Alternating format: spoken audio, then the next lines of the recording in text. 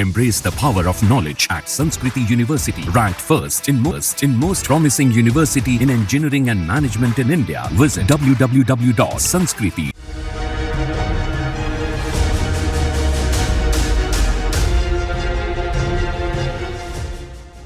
36 टुकड़े, फ्रिज और लाश। दिल्ली की श्रद्धा वॉकर को याद करने पर रूह कांप जाती है। अब एक बार फिर कुछ इसी तरह हैवानियत की खबर सामने आई है बेंगलुरु से। बेंगलुरु का व्याली कवल इलाका इस वक्त सन्न है। इस इलाके में 6 क्रॉस लाइन रोड पर मौजूद 3 मंजिला बिल्डिंग के एक कमरे में 165 लीटर मॉडल की एक सिंगल डोर फ्रिज के अंदर 19 दिन तक करीब 30-40 टुकड़ों में 29 साल की महालक्ष्मी की लाश मिली। लाश पूरी तरह सड़ चुकी थी, उसमें बदबू आने लगी थी और कीड़े पड़ गए थे। लाश के कुछ टुकड़े जमीन पर भी पड़े थे। बेंगलुरु पुलिस कमरे में घुसते दहल गई, उनका माथा चकरा गया। इससे पहले शायद ही उन्होंने खौफनाक क्राइम सीन ऐसा देखा होगा। पुलिस ने दूर से देखा तो पहले खुद नहीं गई, अंदर फॉरेंसिक टीम को बुलाया और उन्हें खुद बहुत मुश्किल हुई लाश को समेटने में। फॉरेंसिक टीम को भी सरकारी मेडिकल बुलाना पड़ा था। मिली जानकारी के मुताबिक उस बिल्डिंग के फर्स्ट फ्लोर पर 5 महीने पहले ही महालक्ष्मी किराएदार के तौर पर रहने आई थी। नेपाल की रहने वाली महालक्ष्मी वहां अकेले रह रही थी। पड़ोसी भी उसे नहीं जानते थे। वजह ये थी कि हर रोज वह सुबह 9:30 बजे घर से निकलती और रात 10:30 के बाद ही घर लौटती। महालक्ष्मी की मां और बहन बेंगलुरु में रहते हैं। 2 सितंबर के बाद अचानक महालक्ष्मी का फोन बंद हो गया। उसकी मां और बहन लगातार फोन करते रहे पर बात नहीं हो रही थी। मकान मालिक ने मां को फोन किया, तब आनन फानन में घर में पहुंची, जिसके बाद अपनी बेटी की हालत देख सन्न रह गई। महालक्ष्मी के बेड पर फोन मिला था, जिसमें आखिरी कॉल 2 से 3 सितंबर के बीच में रिसीव और कॉल किया गया था।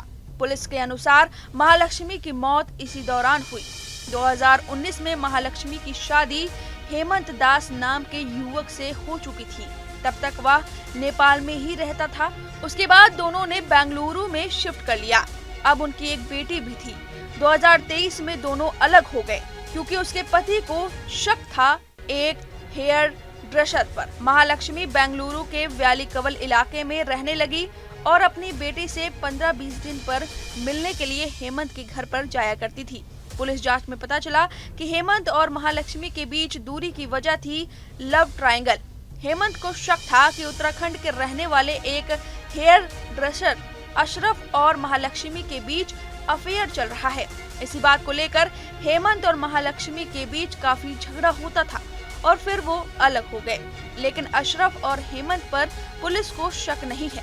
एक अजनबी पर पुलिस को शक हुआ है क्योंकि पड़ोसियों ने बताया कि महालक्ष्मी को पिक एंड ड्रॉप करने के लिए कोई अजनबी आया करता था। और फिर जिस तरह कत्ल के बाद महालक्ष्मी की लाश के टुकड़े किए गए, उसे देखकर पुलिस को लगता है कि कातिल जल्दीबाजी में नहीं था। यानी कातिल ने घर के अंदर तसल्ली से लाश के टुकड़े किए, यानी कत्ल के बाद भी वह कई घंटे या मुमकिन है कि पूरी रात वहीं रहा। हालांकि हैरानी इस बात पर है कि किसी ने भी उसे जाते हुए नहीं देखा। सीसीटीवी कैमरों की फुटेज खंगाल रही पुलिस जिस घर में महालक्ष्मी रहती थी, उसी बिल्डिंग के आसपास लगे तमाम सीसीटीवी कैमरों की फुटेज खंगाल रही है। पुलिस को उम्मीद है कि वारदात की टाइमिंग को देखते हुए किसी न किसी कैमरे में वो अजनबी जरूर कैद हुआ होगा। वैसे जो पुलिस ये तक नहीं जानती हो कि कातिल भुवनेश्वर के रास्ते पश्चिम बंगाल पहुंच चुका है, तो जाहिर है कि वो कातिल का असली नाम चेहरा भी जरूर जानती होगी।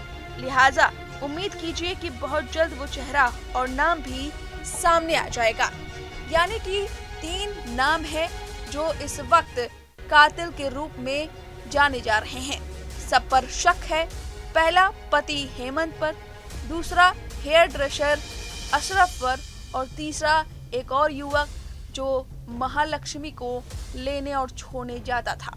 पुलिस की कार्रवाई चल रही है। फिलहाल ये बेहद दर्दनाक घटना है, हर किसी को डराने वाली घटना है।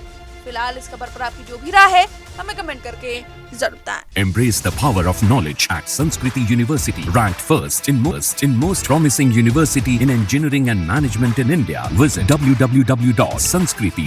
न्यूज नेशन अब व्हाट्सएप पर खबरों के ताजा अपडेट के लिए न्यूज नेशन के इस QR कोड को स्कैन करें।